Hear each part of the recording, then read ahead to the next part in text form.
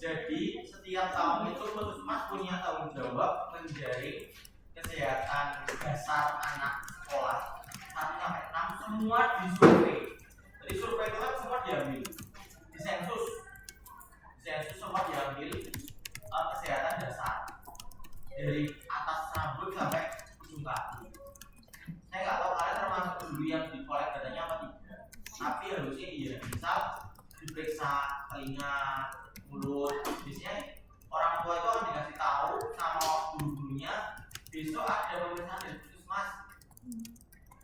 Dikasih tahu habis itu pada potong kuku lah apalah gitu ya, yang telinganya ada serumenya terus diirigasi lah apalah.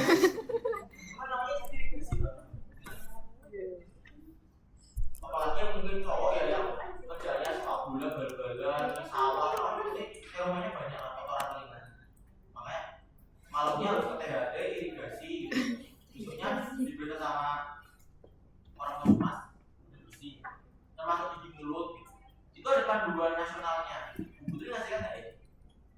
Belum. Ada panduan nasionalnya. Ada tapi Yang apa aja diperiksa itu harus ada. Terus apa aja item minimalisnya, termasuk mental health. Ya, itu yang jarang diperiksa pada anak-anak sekarang. Nah, anak-anak itu disuruh ngisi kayak questionnaire list gitu, dibawa pulang boleh, isi di situ boleh untuk melihat sistem mentalnya dia. Itu yang mungkin itu ya harus kalian pelajari ekstra. Siapa tahu kalian nanti kita belajar di aspek pendidikannya ini, bukan di aspek statistiknya. Jadi besok kalian jadi tulang punggung Puskesmas ya, karena pegawai muda mestinya disuruh kerja ya, pegawai tua mungkin biasanya gitu.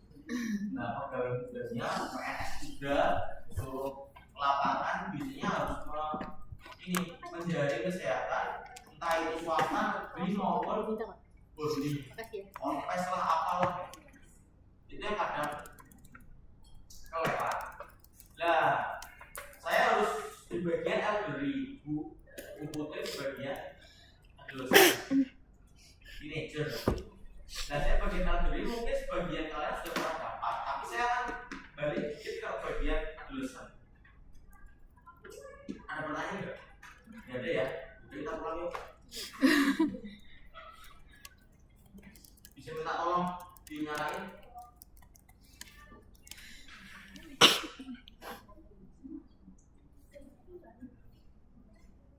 Udah ya? Ini kok merah ya?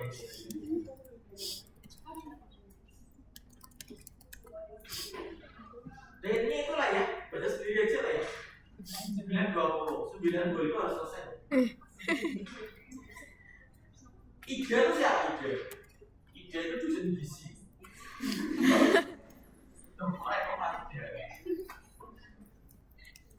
Saya tuh kalau kelas itu kayaknya ngomong dosa itu kayaknya butuh ekstra suara gitu. Apalagi sih belajarnya buri-buri ya. Harusnya depan aja sih.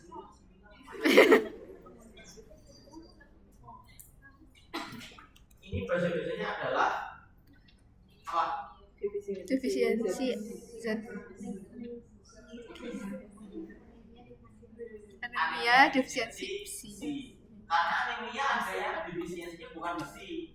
Jadi darahnya berkurang, sel darahnya berkurang tapi bukan karena kekurangan Fe.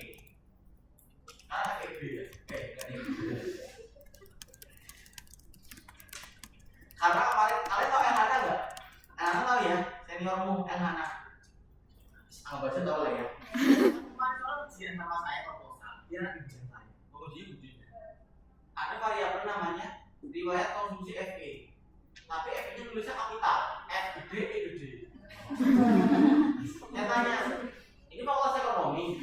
Pak, ini FK.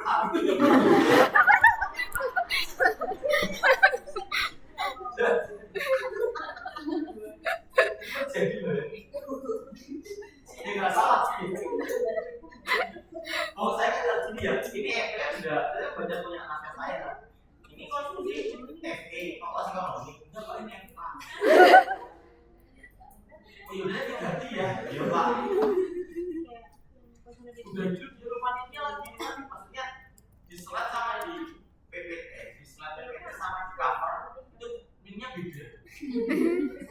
Bukan itu tekniknya orang, bukan, tapi balik-balik. Maksudnya nampak satu dia nampak empat itu lah. Kan maksudnya salahnya konyol gitu. Dan dia nggak mau lagi, nggak ada yang saya benar. Baru saya pelan-pelan coba ke slide home.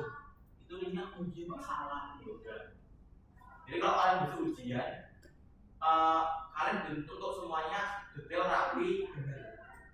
Karena hal kecil itu akan ditanyakan. Kecuali kalian mau menjadikan itu pertanyaan, biar dosen nggak bertanya yang lain. Itu boleh-boleh aja. Itu strategi kan. Lawang orang bukan siapa-siapa jadi wapres juga strategi kan. Gitu ya. Gitu ya.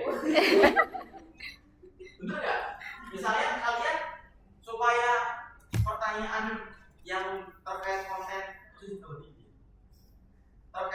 itu nggak banyak, kalian aja pancing kayak track supaya bertanya yang tak konten. Misal nih gitu ya, sengaja disalahin. Karena waktu ini habis kan, itu linknya salah. Jadi pak, yang mana sih pak? Beneran ada gitu, pura-pura diem nggak tahu. Jadi orang nanti apa memang belum sih apa memang gitu. Tapi kayaknya hidup nyatanya itu kayaknya nggak kayak gitu deh. Hidup realnya Madrid itu bukan kayak gitu gitu loh. Tapi ya ada sih, misal ngasih kayak bagian part itu biar ditanya yang mana saya paham itu gitu. Kan ada tuh ya itu, jangan anggap semuanya harus sempurna. Kayak bimbingan saya tuh bimbingan, pak saya mau bimbingan saya mau tak ACC, nggak pak saya nggak yakin.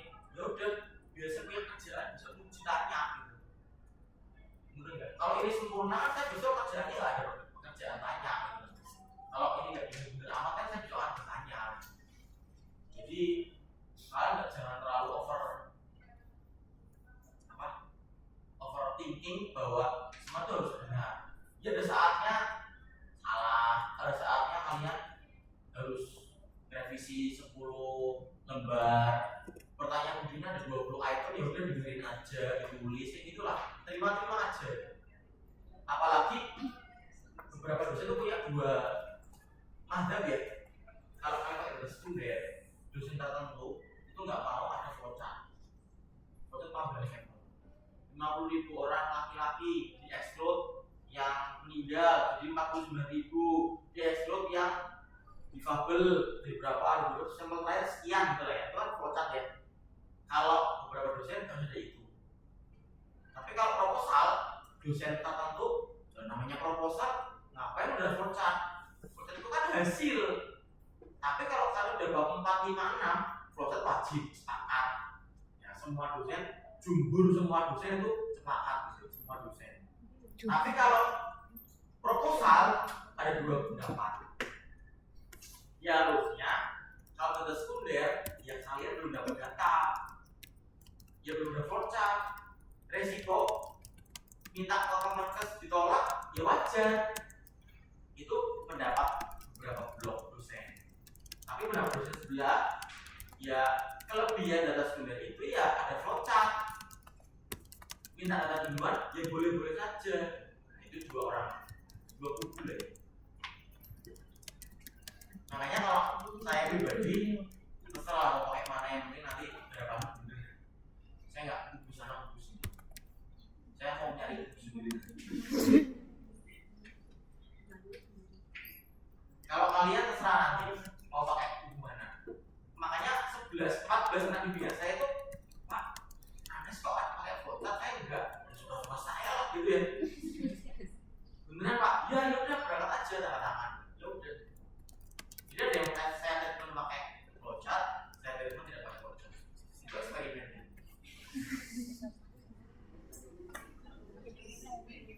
Langsung overthinking. Besok bingung. Habis itu besok gak masuk. Maaf Pak, saya overthinking jadi sakit. Itu ya, yang penting kalian kerjakan, jalani, salah diterima, nggak salah, alhamdulillah. Itu aja. Jangan terlalu overthinking malah gak ada program. Terlalu kebutuhan dunia maya otakmu. Kerjakan, nyicil. Kalau teknologi kan ideal sekali ya. Mulai tulisan di tabel tembok lah, apalah gitu ya. Obi, kamu harus bangun. Iyalah, kalau nggak bangun setidur ya. Itulah.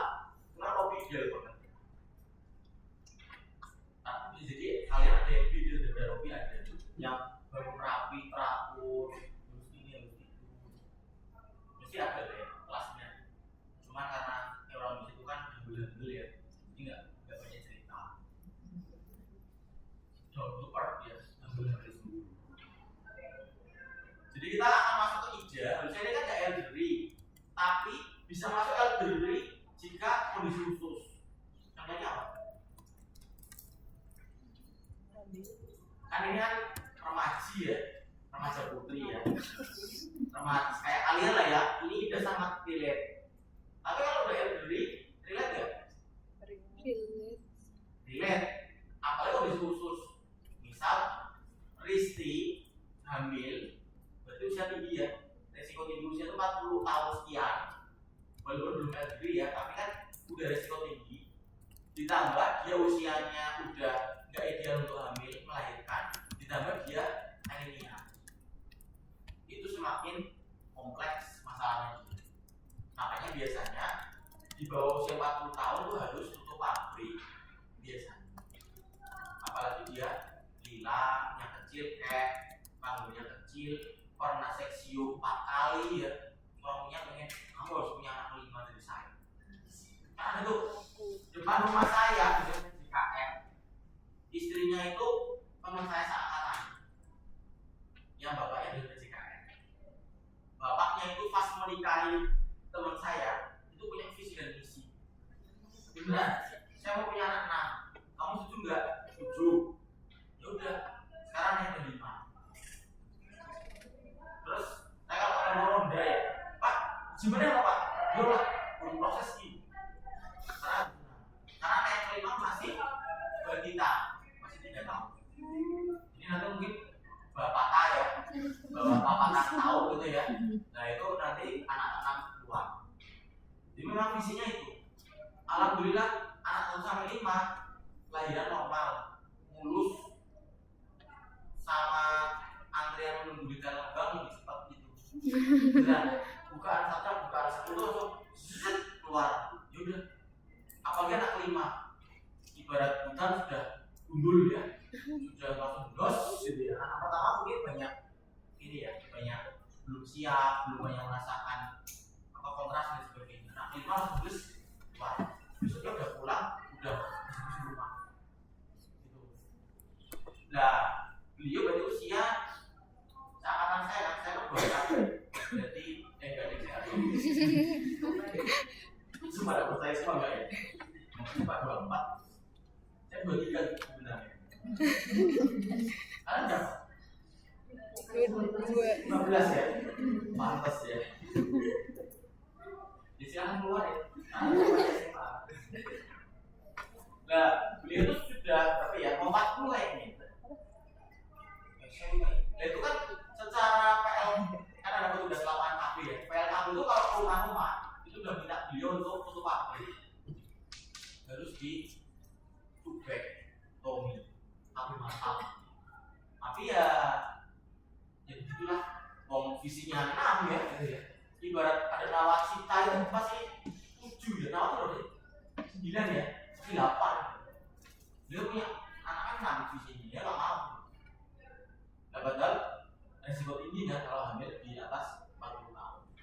Jadi kalian, saya adalah orang yang pro nikah di usia prime. Jangan usia lebih dari 30 tahun. Nah itu prime banget itu. Prime. Karena apa? Bisa jadi nanti usia 30 anaknya wis kelas kira di pas 4 SD kayak temennya malah. Nanti kalau usia 40 tahun anaknya udah nikah malah. Udah ngomong cucu. 20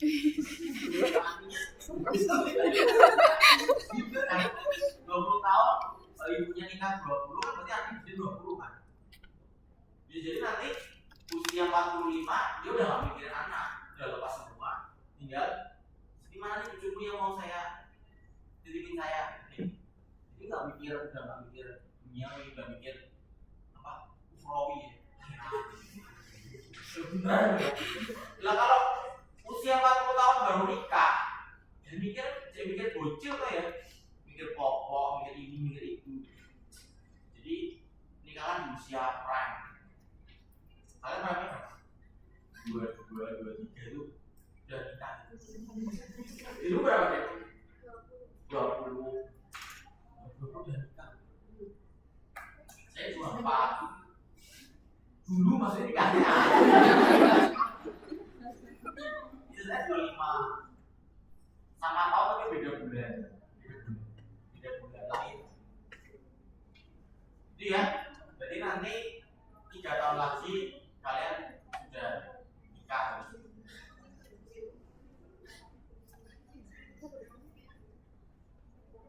Oke. Terus isu anemia apa? Kalau kita sebagai orang populasi itu isu anemia apa?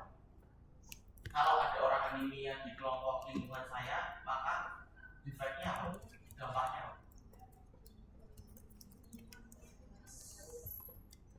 Apa? Sebentar, anemia itu apa sih anemia? Kurang apa? Hemoglobin. Terus? Ya udah, Terus namanya apa? nggak produktif. Ya, salah sih. Gimana itu ya? Lemah, letih, lupa, lesu, leler, 5 kali itu lah ya. Tapi kalau pada di bawah ya. Terus apa lagi dampaknya? Apa? Memang hal itu sangat berhubungan hamil ya. Apa?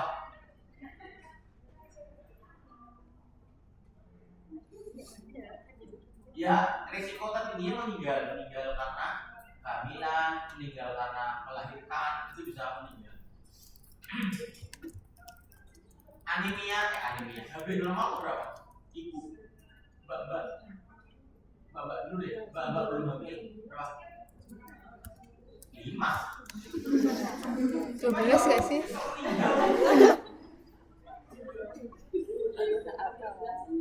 12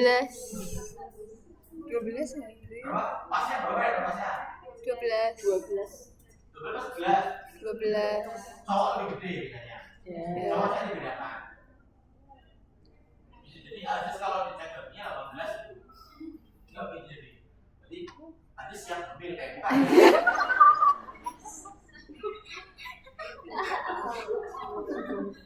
Berapa? 11, 12 ya. Tapi kalau ibu hamil nggak boleh 11, 12, harus 14.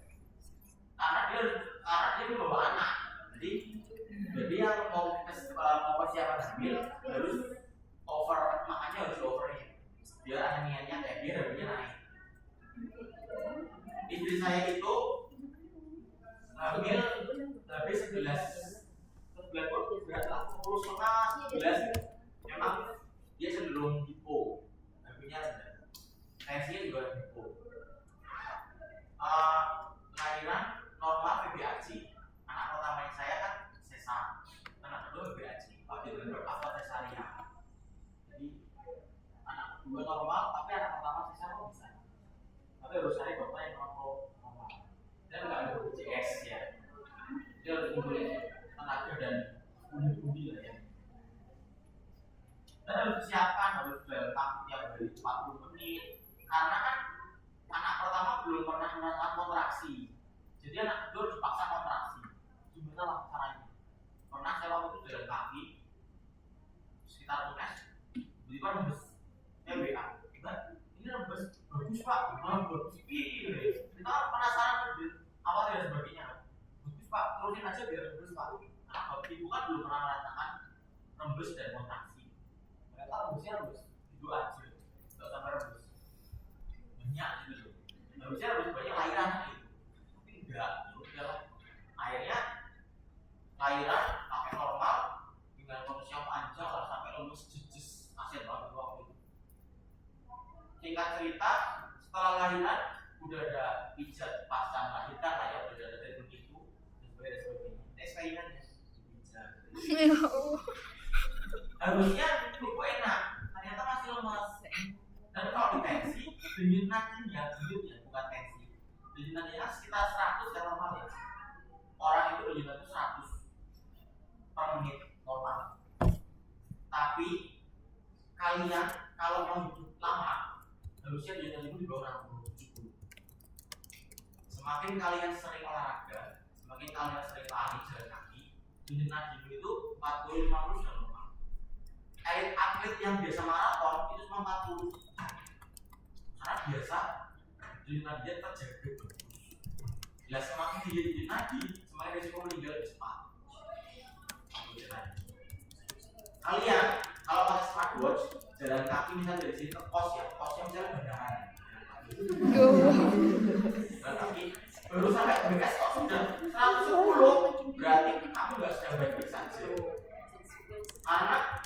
baru jalan sampai situ kok dilihat dia langsung seret gitu, berarti tubuhmu nggak oke.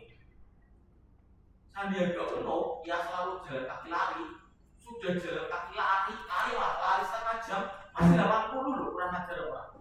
Masih, saya udah ngos-ngosan, baru ngos-ngosan dia sudah 110. Jadi beda.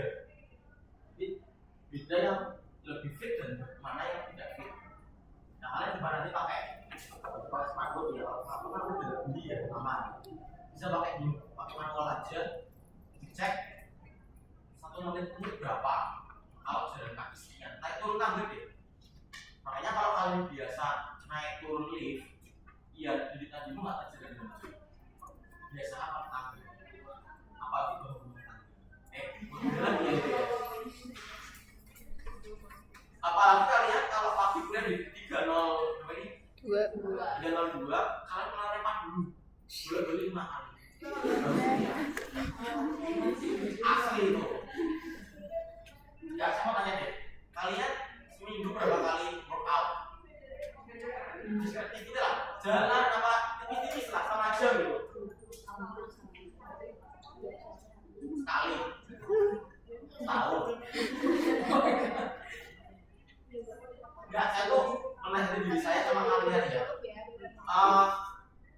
Apa namanya? Fisik itu investasi. Kalian kalau mau investasi kripto, terserah ya, kripto, emas batangan, emas kerikil, emas pecahan, apapun lah ya, itu investasi secara harta. Tapi kalian harus punya investasi secara olahraga. Biasakan itu. Apapun itu ya, gak usah terpaksa. Saya nggak bisa lari, ya udah, ngapalah skor jam 100 kali gitu.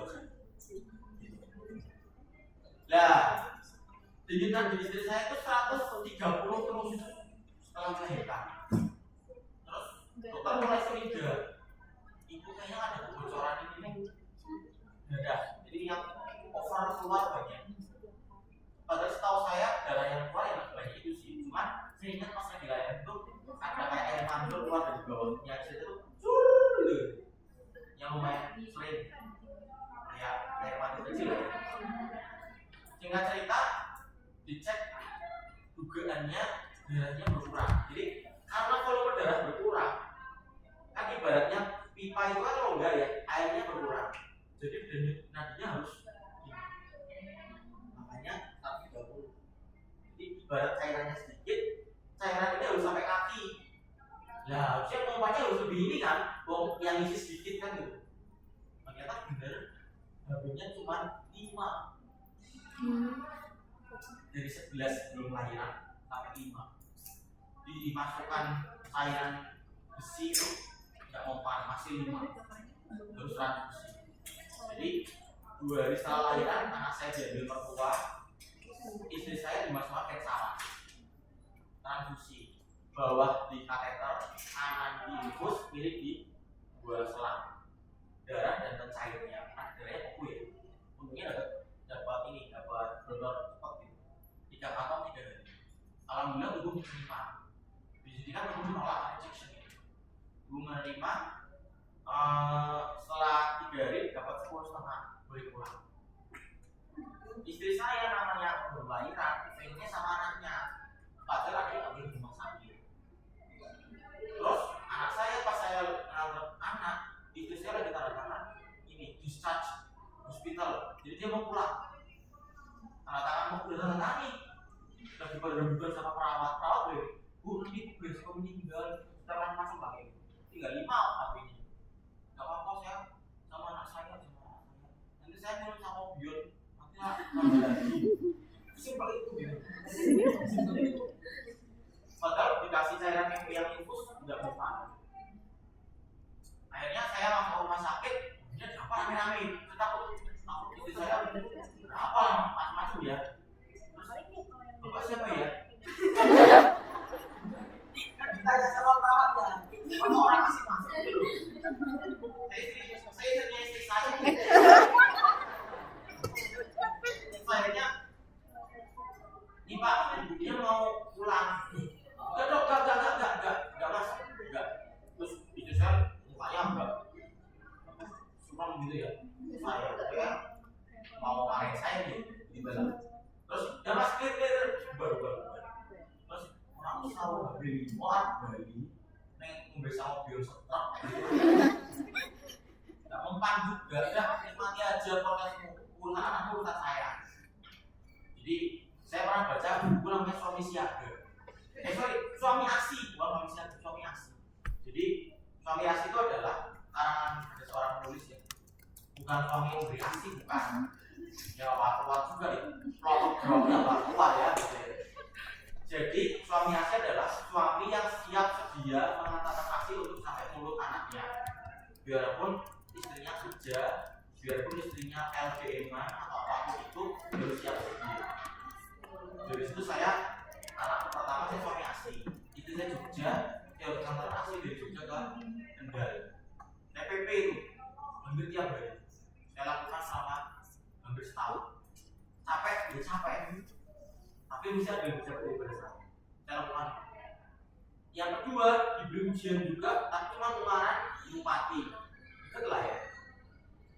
Sehari PP 3 kali karena ambil susu pagi, susu siang, susu sore.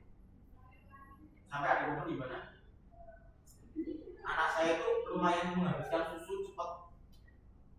Istri saya keluar asinya susah, harus pakai pambing, namanya stres ya, dan mesti mempengaruhi keluarnya asi. Terus bilang ke sama saya, ya, nanti aja kakek, ya dia ngomongnya apa? Saya bisiki, saya supaya pelaksanaan tugas kewajiban istri saya, jalan aja. Dia jangan banyak-banyak dia. Dia nggak jawab ya. Iya. Tidak bisa ya. Bisa menjadi apa ya? Oh, kalau ini nggak bisa kita lagi jalan keluar nih, kacau ya. Ini yang terakhir biuran ya. Tapi memang beneran tak bisikan, tapi tak mungkin juga kan anak pengennya setengah botol disuruh buang ketuban aja nggak mungkin kan. Jadi memang anime itu isu paling serius di Indonesia, tapi kalau di luar negeri tidak terlalu serius. Iya, karena apa? Berarti pola tata orang Indonesia itu tidak sebagus yang luar negeri. Coba sih lihat komoditas daging merah yang dikonsumsi per kepala per tahun Indonesia itu hanya 1/100-nya di Eropa. Padahal daging merah itu termasuk yang menaikkan harga paling bagus. Protein nggak apa-apa, telur lah yang murah terserah. Nah kalau PMT posyandu dikasih telur yang makan remangnya ya gitu ya, ibunya lah ya, anaknya terserah makan apa, nah yang makan lah ibu. Jadi bayangin makan protein, tidak mau mas belikan protein, terus dibelikan susu protein itu isi.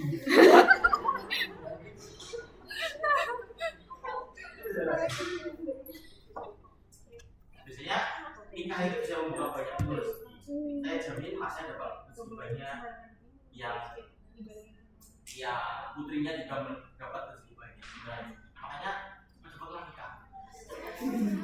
Nanti kalau punya anak, rezeki nambah lagi rezeki anak, nambah anak lagi juga rezeki anak dua, anaknya 6 rezeki anak 9. Itu ya. Jadi kita akan masuk ke ija ya.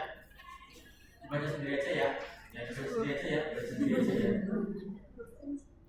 Jadi intinya HB kurang atau anemia itu biasanya tidak terjadi pada negara-negara maju, tapi negara-negara berkembang kayak kita.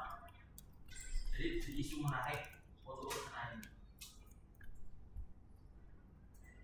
Di sisi lain, anemia masih ada masalah. Di sisi lain, ya memang ini ya, subhanallahnya banyak sekarang autoimun. Banyak sekali. Saya kok menduga itu gara-gara ini ya, AstraZeneca yang dulu kita berikan, yang itu kan AstraZeneca itu kan declare itu bisa berisiko autoimun setelah 2 tahun ditemukan. Penelitiannya baru declare. Coba googling aja AstraZeneca autoimun. Kemudian tanya mental, tanya AI, apakah benar? Anda bodoh ya. Sekarang bisa mati.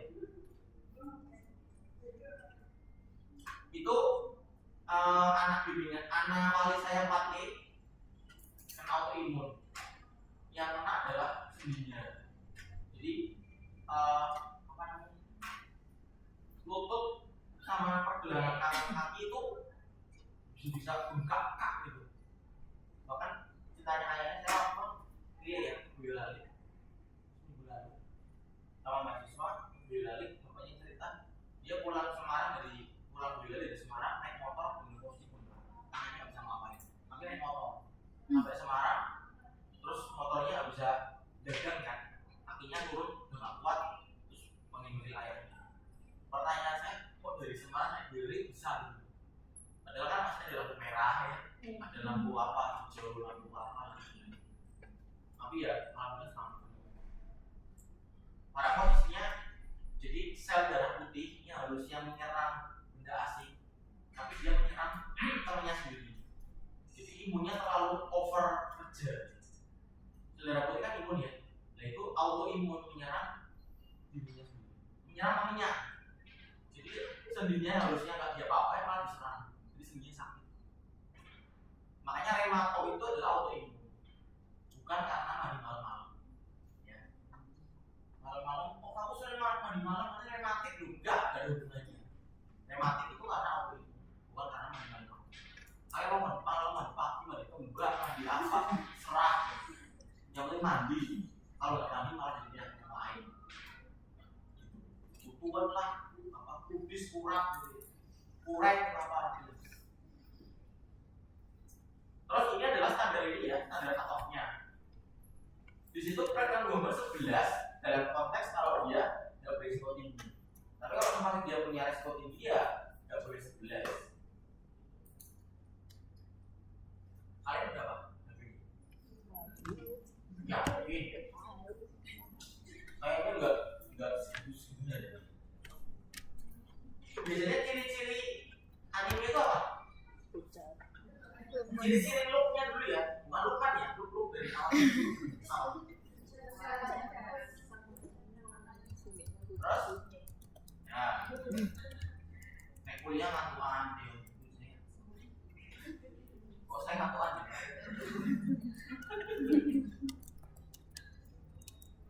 Apa lagi? Biasanya kan kayak itu kan ke anemia ya, gitu nggak? Kayak kekurangan kronis. Nah, itu punya ciri apa? Kurus. Kayak Kurang dari 23,5. nilainya Kurang dari 23. kurang dari 23,5. 3,5 meter. Centi. Jadi kalau yang perempuan nilainya di bawah 23,5 bisa jadi dia punya resiko dengan anemia. Terus solusinya apa? Makan. Ya makan yang protein. Jangan sebelas. Sebelah kalori ya. Oh iya, ngomong-ngomong sarapan. Kalian orang-orang yang suka sarapan apa? Enggak karena keadaan apa enggak? Keadaan. Apa memang enggak saya skip sarapan karena memang saya rutin fasting. Nah itu loh. Enggak Pak, karena memang dicetak dari cuma gini. Kan literasi kalian saat kalian sekarang sama saat saya baca beda ya. Saya dulu nggak sarapan karena ya kurang gitu. Jadi makanya jam 11 sama jam 12 itu gabung campur. Sore malam dulu lah ya, beli dulu lah ya. Cari yang paketan, dulu ada paketan 3,5 dapat minyak banyak. Nasinya sepupu gitu ya. Tempe, tahu, ikan asin 3,5. Sambelnya kumpet-kumpet. Dia malam makan itu terus itu sekos. Ada kucingan murah. Habis itu dia pun harganya naik. Kalau dipikir-pikir makan kucingan lebih mahal daripada makan normal gitu ya. Ternyata dia udah ganti menu. Terus bujuk-bujuk dia. Bujuk. Oh ternyata lebih mahal juga. Akhirnya ya kembali ke penyetan tidak sama lagi. Sekarang udah 4.000. Sekarang kamu ya 4.000 gitu ya. Ada juga tempat makan di Gang Cempakasari paling ujung itu Prasmanan. Kayaknya di Oni Prasmanan di situ. Tapi ibu hidupnya akan marah jika gak habis. Dan dimarahin gak bisa-bisa. Serius itu. Nggak kenal waktu, nggak kenal orang, dimarahin. Mas, ibu orang teh. Ibu, wis murah, ibu orang teh. Untung beliau nggak cerita. Ingat di Palestina. Bisa nangis saya gitu. Di Somalia nggak banyak orang makan, tapi dimarahin beneran. Mungkin ibunya sepuasnya marahin orang. Karena ada orang yang kos marahin orang. Itu dia lagi. Nah, apa tadi ya? Oh, kalian orang yang suka sarapan apa enggak? Enggak. Karena literate, apa karena enggak literate? Apa karena keadaan? Keadaan. Alasannya apa? Jadi kamu mau sarapan enggak? Ada. Kalau enggak sarapan alasannya?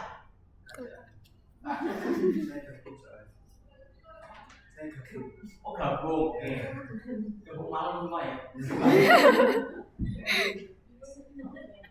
Ada nggak yang nggak sarapan karena nggak saya tidak makan? Nggak. Intermittent fasting, open fastingnya saya jam 12 siang dan 24 misalnya. 4 jam makan, 20 jam fasting. Jadi 12, 1, 2, 3 saya makan. Nanti jam 4 saya udah stop sampai besok siang lah. Ada yang gitu nggak? Nggak. Oke. Mungkin ada yang sarapannya saya kopi. Nggak ada. Ada makan. Pergi semua.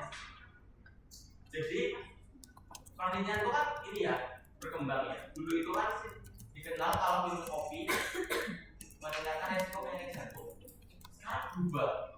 3 tahun terakhir justru yang minum kopi 3 slot, 3 cangkir per hari itu mencegah kena serangan jantung.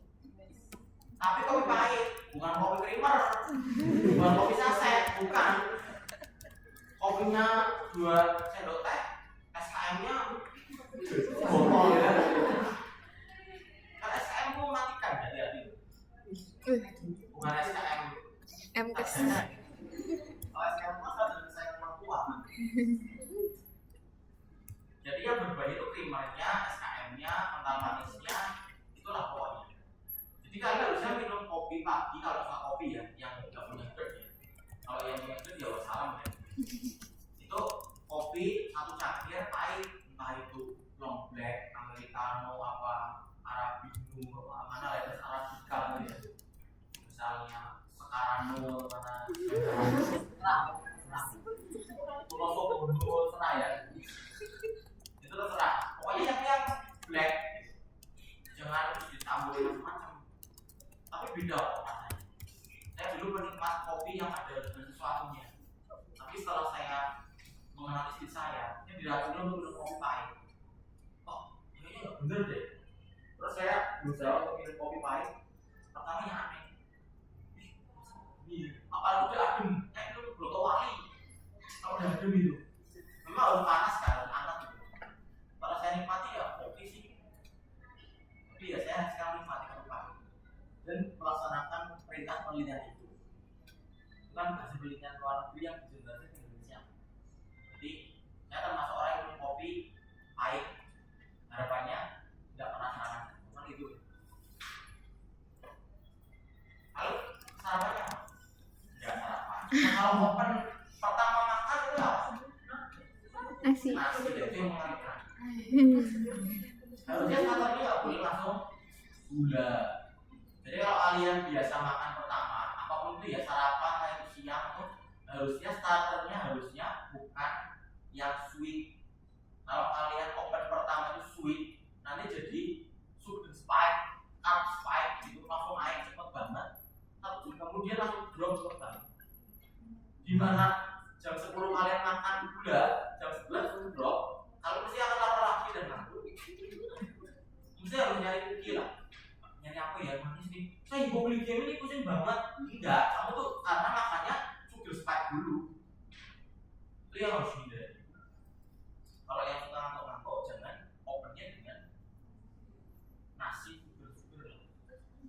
Atau misalnya tubuh ya kurang bodoh gitu ya. Apa sih kayak stengel nastar apa ya? Itu jangan dimakan itu biar jamur lah salah. Kan sayang Pak gitu ya. Padahal di gudang masih ada 5 kontainer belum dimakan gitu ya. Karena tamunya nggak datang gitu ya. Nah itu harusnya jangan. Kalau yang biasa makan starternya itu harusnya yang savory, yang asin. Protein lah, apalah. Protein yang tawar bagus, misalnya telur rebus, enggak.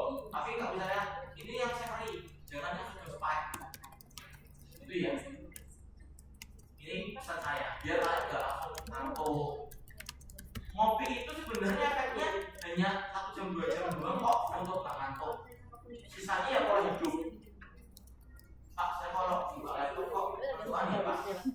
Sudah ngopi 14 loh Pak. Ya berarti pola hidup perbaiki. Kalian biasa physical activity, kalian akan tidak mudah ngantukan. Asli, jaminan. Ayo kapan kelas ini lari. Ada yang ikut kemarin tuh muda maraton, buru-buru maraton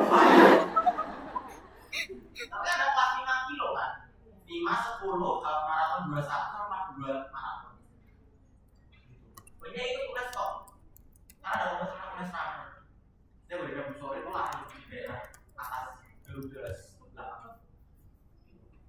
Gak usah ini ya, gak usah FOMO jersey sepatunya ya, itu asal lari aja kan. Kalau mikir itu ya ngumpulin uang beli sepatu uga-uga pintu ya kalau masuk. Ini malah uga-uga pintu kalau bisa. Oke, ini berikutnya adalah rekomendasi minum atau makan yang makanan mengandung besi ya. Contohnya apa? Daging-dagingan, protein itu yang punya air. Atau gini, misal Pak, beli dagingan mahal Pak, yaudah telur, kan murah tuh. Kalau misalnya Pak, telur mahal, yaudah, jadi apa? Ya tahu tempe, sebenarnya sih artinya terlalu banyak, tapi ya minimal. Plusnya lagi apa? Kalau kalian sudah makanya cuma tahu tempe yang minimalis proteinnya, ya bener kan? Terus minum akhirnya adalah teh, itu mengerikan karena teh itu mengandung tanin yang mengikat ini. Terus makan tempe separuh, ngombe teh, gue rasa orang melakukan air. Pertanyaan saya, apakah kolesterol telernya tinggi? Bisa jadi. Ada elemen. Kalian tahu saya itu soalnya itu ya, pokoknya sekarang kalau ada paketan minum ada es tehnya diganti. Bukan ya? Bukan. Diganti pokoknya air putih lah, air terbaik air putih. Kalau di restoran tempat makan ada air zam-zam enggak?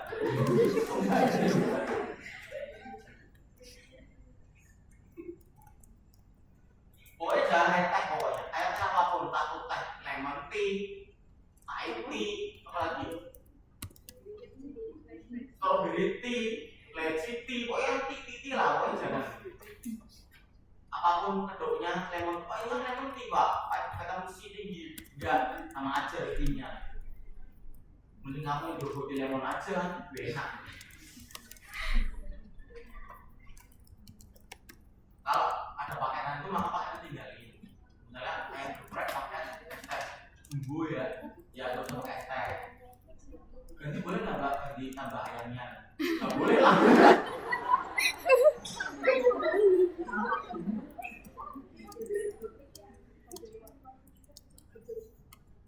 Tapi siapa tahu boleh. Coba aja. Kalau nggak dimarahin. Nah ini beberapa global anemia prevalence yang ada di setiap kelompok usia. Ternyata elderly juga tinggi kok, 23,9. Tinggi kan? Jadi bukan masalah isu hanya adolescent sama teenager ya, tapi juga elderly. Yang paling tinggi memang pada preschool age children dan pregnant women. Itu usia kalian ya. Kalian preschool kan 15 kan? Berarti 4 tahun. berarti kalian masuk yang ini pregnant woman. Berarti usia itulah ya, usia itu. Atau usia mana ya? Non pregnant woman ya. Jadi yang 30,2. Tinggi juga kan? Berarti kalau 30,2, 3 dari 10 orang di sini anemia. Ya. Iya. Kalau yang match aman lah 12. 10 cowok, satunya anemia. Dengan saya mantis enggak kan? Enggak ada 10 cowok. Itu ya, maka perhatikan betul hal-hal kecil ini. Siapa tahu nampaknya luar biasa pada janin terus. Karena itu lingkaran setan ya, ibunya makanya nggak oke, anemia, nanti lahirnya BBLR. BBLR berarti pertumbuhannya terhambat, perkembangannya terhambat, maka produktivitasnya terhambat, otaknya nggak berkembang bagus. Itu lingkaran setan. Nanti dia jadi ibu-ibu yang ibu lagi sampai cucu, cicit, cecet, bawa terus ke situ. Terus. Jadi kalau kalian orang tuanya misalnya orang tua saya kan dulu makannya asal makan aja pak, ya enggak, kalian yang ngubah itu biar kalian punya generasi yang bagus. Bagus lagi punya suami yang punya visi misi tadi. Jadi suami punya visi misi. Pas mau lamar tanya ke bapaknya, visinya apa mas? Ingin meningkatkan kesejahteraan bangsa. Wanita seluruh Indonesia ya gitu. Oh, dia malah istrinya cuma satu ya. Jangan semua. Kita lanjutkan. Wera atau Wera? Woman reproductive age. Usia. Woman reproductive age. Wanita usia subur. Kalau di Indonesia ini ya, prevalennya saya ambil dari data BPS. Jadi perkotaan, pedesaan itu masih tinggi 40, separuh ya. Itu kurang dari Indonesia. 2 orang cewek di depan saya, satunya anemia, kan itu. Itu ya, jadi separuhnya loh. Desa sama kota lebih banyak desa. Makanya kita harus lihat undip ya. Kan kita ada di kota ya. Berarti mahasiswa IPB, FBS itu lebih didiresi daripada mahasiswa FK. Kita lebih kota. Lihat loh ya, separuh ya, 2 orang cewek, satunya anemia. Beneran ya? 2 orang cewek hamil, ibu hamil. Kalau ini proporsi pada ibu hamil secara usia yang diagram P itu tulisannya 1524, yang biru itu adalah 1524. Itu usia kalian. Kalian pernah cek baju ganda dong? Kapan? SMP. Hari ini. Karena apa? Posyandu. Maksudnya gimana? Posyandu remaja. Oh, posyandu remaja. Akhirnya mulai posyandu. Ngapain diperiksa? Terus berikutnya adalah yang dapat tabel tambah darah. Karena kan harusnya ibu hamil itu dapat tabel tambah darah berapa? Selama dia siklus hamil. Minta berapa tablet? 90 tablet. Ya. Satu siklus hamil. Berarti kalau sehari makan satu berapa? 3 bulan ya. Itu minimal. Tapi kalau 9 bulan kamu minum tablet tambah dulu darah terus ya itu bagus. Berarti 30 kali 9 dong. 270. Apapun itu yang entah Sangobion atau minimal yang sudah paket komplit ya, ada gambar darah, ada heartbeat, ada pancake, ada folic acid gitu ya. Karena ibu hamil itu dua vitamin yang wajib adalah karbohidrat darah dan asam folat. Kalau nggak minum asam folat, otaknya bayi tidak berkembang. Walaupun ibunya mungkin nggak, jadi yang penting anaknya bagus. Terus, cepat sekali ya. Ini patofisiologinya.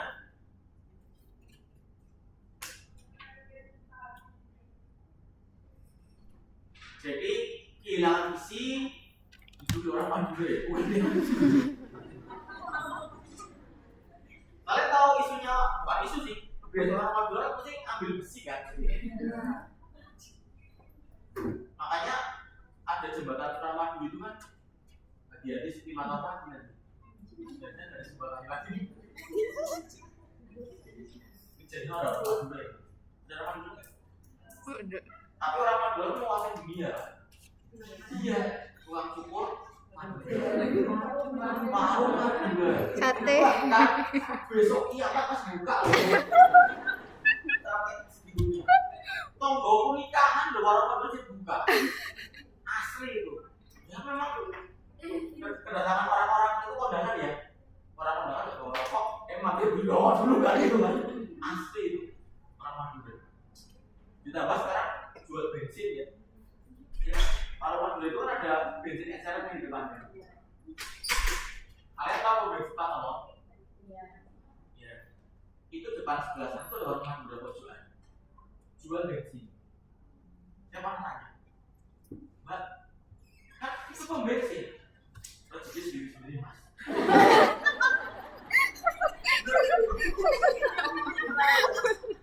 Saya adalah jawaban beli bensin itu kalau Madura. Karena mobil bensin kok pertama habis pertalite anjak, udah orang Madura.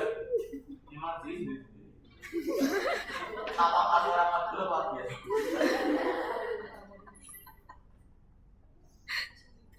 Apalagi bubur Madura ya.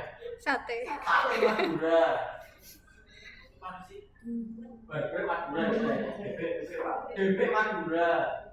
Semua kan dia orang Madura.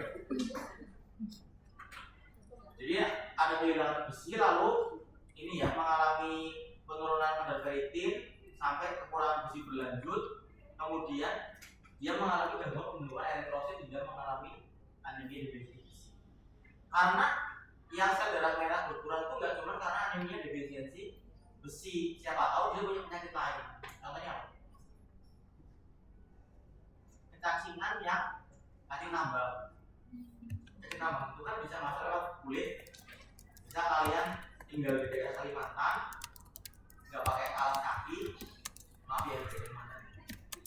Nah itu cacingnya masuk ke kulit kaki, terus dia hingga di situ. Dan dia kan ambil darah terus.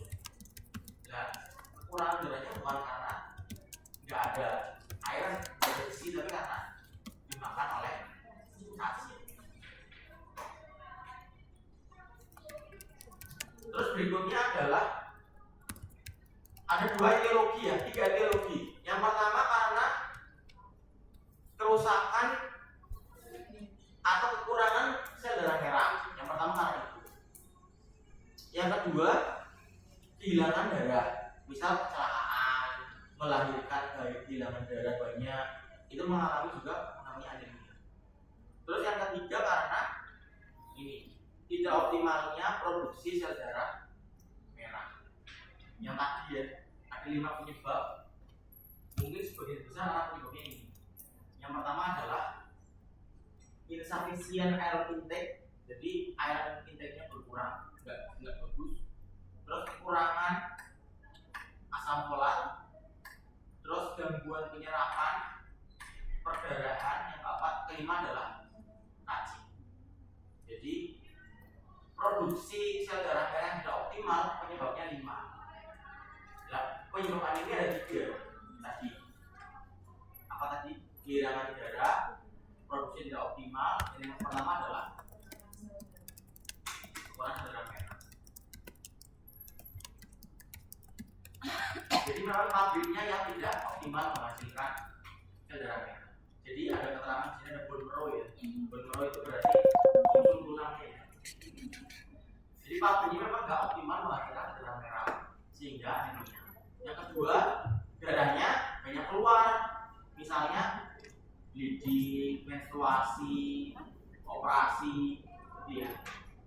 Terus yang keempat, produksinya tidak optimal karena 5 hal ini.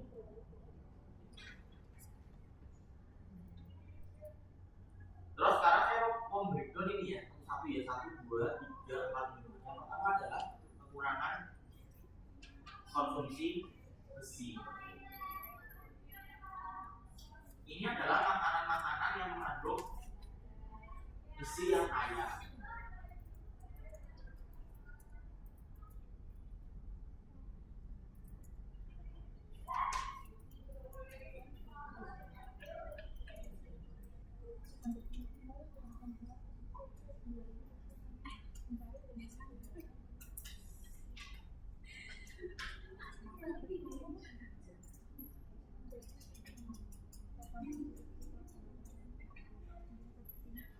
Ada ayam, daging, ati, rempolo ya. Ati sih bukan rempolonya, atinya. Rempolonya enggak. Kalian sekolah ati berapa? Rempolo. Nanti yang pilih ati tidak pilih ya. Terus kuning telur ya. Kuning telur, tapi di sisi lain kuning telur itu ya kolesterolnya naik ya nantinya. Tapi nggak apa-apa lah, kan kalian masih muda. Terus ada udang, terus kemudian ada yang nabati di sebelah sana ya, ada ini apa namanya, brokoli dan seterusnya. Itu untuk meningkatkan iron. Termasuk kalian bisa menambah tablet darah yang mengandung besi itu bisa juga. Kalau misalnya kalian menstruasi lebih banyak, siapa tahu bisa membantu. Kan ada siklus di mana hari itu mensnya lumayan banyak kan, bisa seperti itu. Kalian kalau stres mensnya nambah banyak kan nambah apa? Gede. Bukannya lebih banyak ya? Enggak ya? Contoh stresnya kalian apa?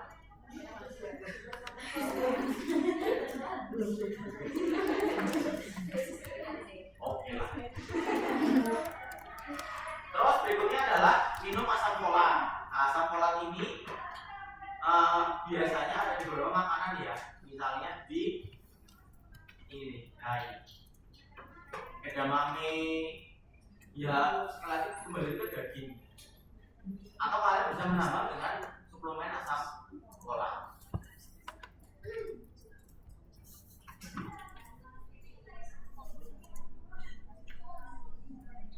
Ini pada dinginnya ya. Kelas sebelah panas, kelas ini atis. Terus berikutnya gangguan penyerapan. Nah ini gangguan penyerapan biasanya itu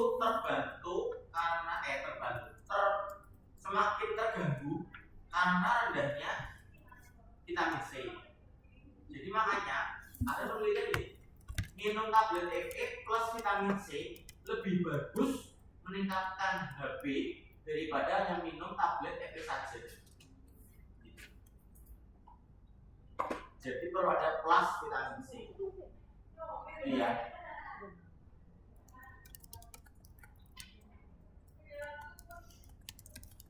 Kalau vitamin C apa? Selain suplemen. Itu kayaknya pelajaran SD deh. Tapi hati-hati sama suplemen. Ada kita minum suplemen yang 1000 mg itu kan terlalu over ya. Hati-hati pada ginjalnya. Apalagi kita nggak suka minum air putih. Nanti ginjal gelap. Kerja terlalu ekstra. Vitamin C yang ini aja lah. IP yang 5 gram itu lumayan. Vitamin C yang 5 gram, 5 mg yang IP. Terus berikutnya ini yang mengganggu adalah tanin ya, itu hati-hati karena dia bisa menyerap sampai 80%. Drinking tea 1 hour after eating can reduce absorption sampai 85%. 1 jam gue sih ngombe teh, sih mengganggu penyerapan 85%. Percuma kita makan daging wagyu 5 ya gitu ya. A5 apa kan buat nge-frame ya. Yuk. Itu hati-hati bener ya. Bukan berarti yaudah Pak saya jamin 1 jam 1 menit saya minum teh ya, jangan gitu ya, sama aja. Bukan minum teh pokoknya selain nanti saya awal. Apalagi sama anak-anak, kalau punya anak jangan biasakan dulu minum teh. Apalagi kalau dari bayi udah biasa minum teh yang ditaruh di itu ya, dot itu jangan. Karena mesti adanya bayi akan juga minum teh aja lah, teh itu enak gitu. Jangan biasa minum teh, minumnya air putih. Terus berikutnya perdarahan habis itu bisa macam-macam ya. Perdarahan karena polip, karena tumor, karena gastritis, bisa lambungnya ada luka gitu ya. Ada hemoroid itu apa? Ambeien, namun perdarahan kan di tubuh. Terus terakhir ada kecacingan, karena cacing bookworm ya. Bookworm itu bisa mengambil darah sampai 0,15 mili per sekali sedot. Kalau kalian pernah dapat mata kuliah parasitologi itu siklus hidupnya itu cacing tambang. Bookworm itu bahasa Indonesia cacing tambang.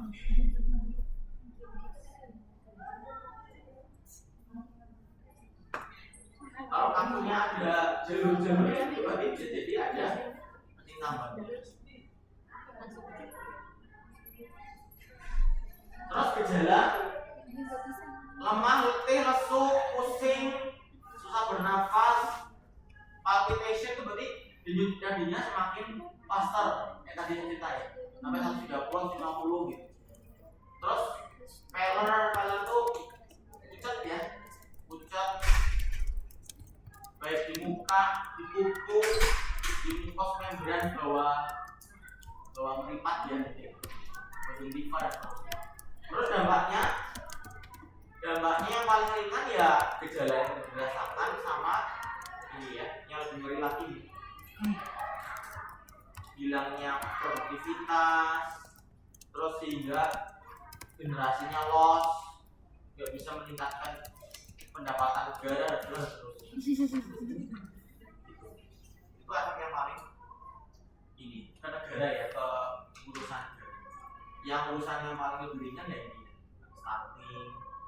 stunting, anaknya low birth weight atau malah overweight, sama dia nggak bisa memproduksi ASI eksklusif atau anaknya wasting. Bedanya wasting sama stunting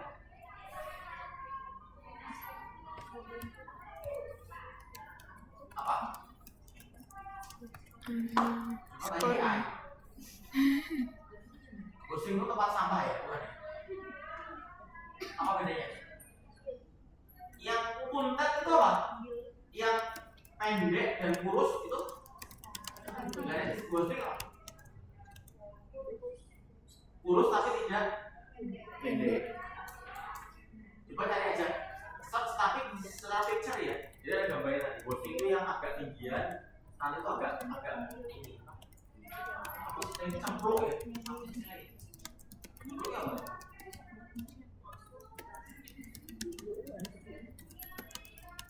Pencegahan terakhir nih. Pencegahan ada 6 ya. Yang pertama, minum tablet besi selama hamil. Yang punya sakit cacing disembuhkan. Terus punya intake makanan yang bagus. Tadi ya, daging-dagingnya dan seterusnya tadi. Ojo ngombe teh ya. Ingat ya, jangan minum teh. Jadi kalian selain kalau makan ini apa?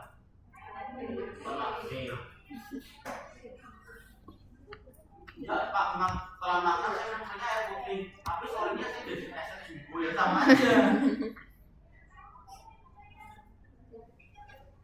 Terus screening anemia, ya ikut prosedur aja sehingga tahu, oh saya HB-nya bagus, HB-nya nggak oke. Terus Food fortification menambahkan sesuatu dalam makanan. Kalian tahu yodium nggak? Tahu. Yodium itu ada di mana? Garam. Garam. Sebenarnya garam sendiri itu ada yodium nggak? Enggak. Enggak. Makanya difortifikasi, ditambahkan sama pabrik yodium, karena yodium itu akan termakan tiap hari melalui garam. Kan dari kita nggak masak pakai garam kan? Ya, makanya dilarutkan dalam garam. Di India dulu pernah food fortification tidak dilakukan, tapi namanya river fortification. Karena orang India suka mandi di sungai, jadi yang diambil dulu adalah Sungainya. ditaruh di sungai biar yang di bawah yang kamu mandi yang minimal ada kemasukan. Ini kayak gitu dulu. Ya India lah ya. Jadi fortification-nya bisa macam-macam. Termasuk misalnya selain itu apa ya yang digambarkan ini? Yang umum sih. Yang umum ditambahkan di makanan saya dulu. Oh, termasuk ini warna kan termasuk food fortification ya. Warna yang hanya untuk menarik estetika gitu kan termasuk juga bagus. Walaupun nggak ada makna di sini. Terus berikutnya adalah education and hygiene sanitation. Termasuk anak itu tetap harus disusui sampai usia 6 bulan. Ya, ditambah sampai 2 tahun disapit. Jadi 6 bulan murni ASI saja.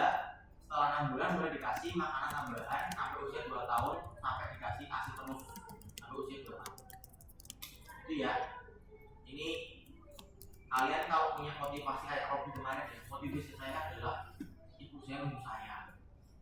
Kalau kalian nggak punya motivasi mencerdaskan anakmu, ya anakmu nggak dikasih ASI, tapi anak saya nanti akan jadi presiden FIFA, misalnya itu ya. Presiden siapa lah ya? Mau jadi orang paling pintar di Indonesia ya mulai dari ASI anak. Karena ASI itu memang produk yang paling komplit yang diciptakan Allah sebenarnya. Isinya komplit split gitu. Gak usah tambahin macam-macam. Ya udah cukup itu aja. Yang penting kalian suka makan, senang, bahagia, suamimu oke, ASI lancar. Tapi kalau makan oke, tapi hormon stresmu naik, ya ASI mantap. Jadi pastikan suamimu support kamu biar bahagia terus sampai 2 tahun kamu. Minimal ya, tapi bahagia terus sih gitu ya. Kalau setelah setahun suami kok kayaknya nggak pernah belikan baju, kayaknya kok udah nggak peduli ya, nanti istrinya nggak kuat mentalnya. Di sini aslinya mantap, gitu ya. Dan ingat kenapa kok ada masalah hygiene sanitation? Karena stunting itu ada 2 pendekatan ya. Yang pertama sensitif, yang kedua spesifik. Ini ya. Sing BEM kemarin ke Allah sama uji. Ada 2 apa sih? Sensitif. Stunting itu ada 2 pendekatan. Sensitif sama spesifik. Spesifik artinya apa?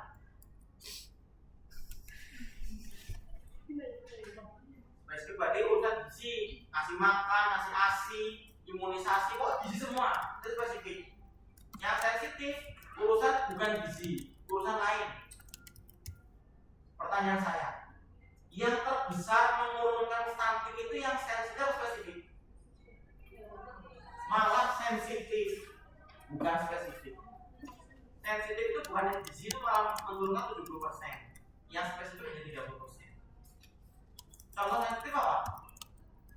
Hygiene, sanitation, air minum, IPAL itu di situ.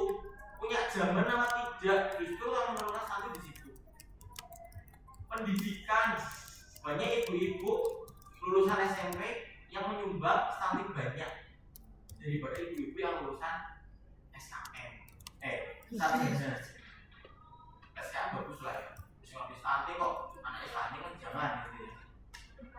Gitu ya.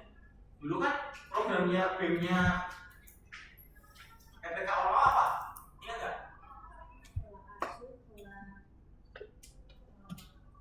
Pola makan berarti kan spesifik, pola asuh sensitif, terus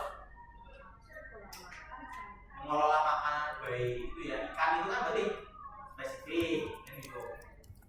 Ngelatih bapaknya nggak? Enggak ya, bapaknya berarti pengasuhnya. Kalau dulu saya pernah ikut Bumanda itu, bapaknya dikasih tahu karena bapaknya kan menyumbang juga urusan rumah tangga kan. Nanti ibunya minta belikan telur, malah mau rokok ya. Kan gitu ya, cukup ya. Terima kasih. Ada pertanyaan? Tidak ada. Assalamualaikum warahmatullahi wabarakatuh.